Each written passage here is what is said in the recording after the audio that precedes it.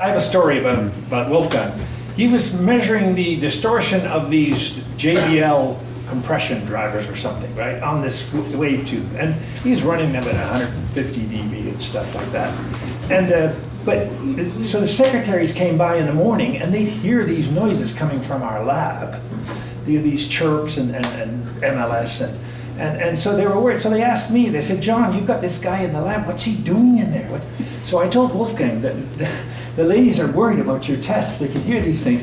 So, well, it's simple, he says, no problem. He came in about 6 or 6:30 in the morning, he'd do the tests, and then he'd finish by about 8:15. They came in at 8:30, it was fine. It was really nice to see that. And yeah. I do have a story though. So when we had this contract with Ford, it was Earl Geddes and Henry Lind, right, at Ford. So we went down a few times to just talk to them and give reports. And I remember we drove down, I think it was in your car, I don't know. So you were driving and I was in the front seat and Stan was sitting in the back.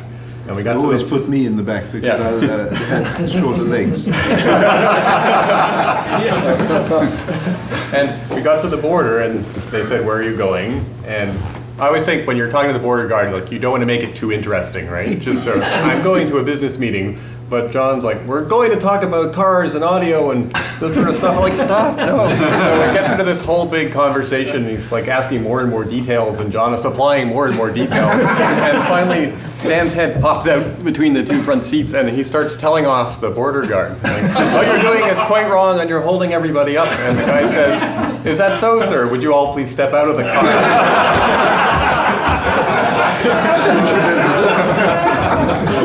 I don't know. It's probably true.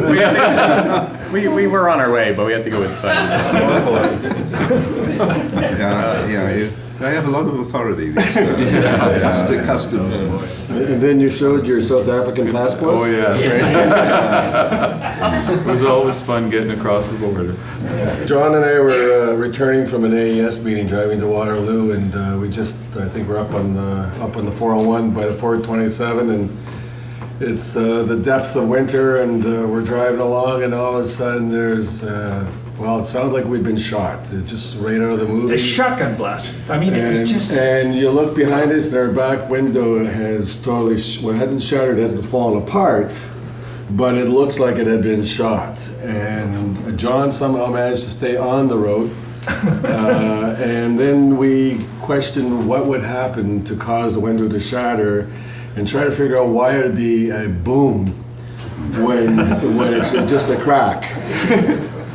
And we're still trying to figure that out, but I think air leaked in, and it was just a sort of the compression of the change. These windows are zone toughened. They're toughened, so there's a tremendous stress in the glass. And I guess I switched on the electric heater on the rear window a few minutes before, and I think there must have been a hot spot or something. But when that thing went off, I looked at him and he looked at me, and we both seemed okay, but where was the shotgun? I think it was Cambridge before the pulse rate came down to 80. And the thing is, this is a window, and when the cracks start, I know they propagate sort of at the speed of sound, right? But what makes it sound like a blast? I mean, it's just a window. Why doesn't it just go, I just remember going to AES conferences in New York, and John, you really liked Arby's, and it's like, let's go to Arby's, and it's like, it's just over there, and I remember walking like 20 city blocks, and, no, it's the next block, it's the next block. They keep I was the one that always wanted to stop, but the guys kept going.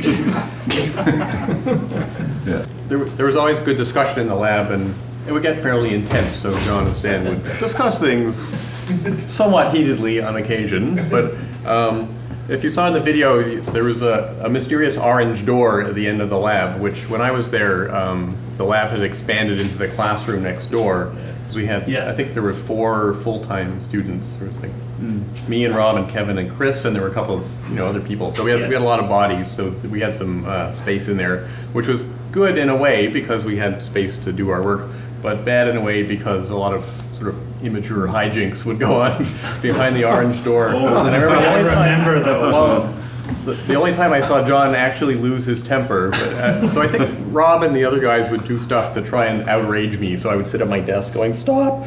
And There were missiles flying through the air. well, you were meeting with somebody, and for some reason, like, I don't know, Rob was tied to a chair with a bag over his head, trying to get out. And John burst into the door, just you were livid. It's like, it was terrible, but entirely justified by the I can't remember how that started off, but yeah. I've never heard about that. Oh, and the scissors. The scissors. Kevin Kotorinsky said in an email to Earl that he found this pair of scissors with ARG written on it. Stan and I were incensed because we could never find the damn scissors. So we scratched ARG on it and said, "They go in the cupboard here." And they still disappear. Kevin stole them. Yeah, I think that was. Stan is still recording a great amount too. At least 50 concerts a year, right? That's Maybe more. More than that. Yeah. Are they available online? Right, I'm not talking like iTunes or anything, but like, do you post them somewhere, like, are they available at all? No, we have CDs of some of them available, but we don't have. Another story I have is about Chris Rurik. Chris convinced Stan and I to buy the next computer, which is about 10 grand, right? It's one of Steve Jobs' best efforts, actually.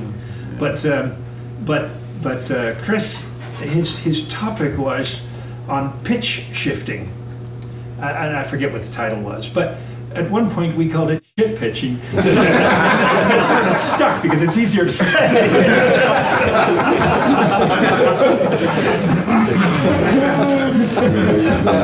That's a good one. Yeah.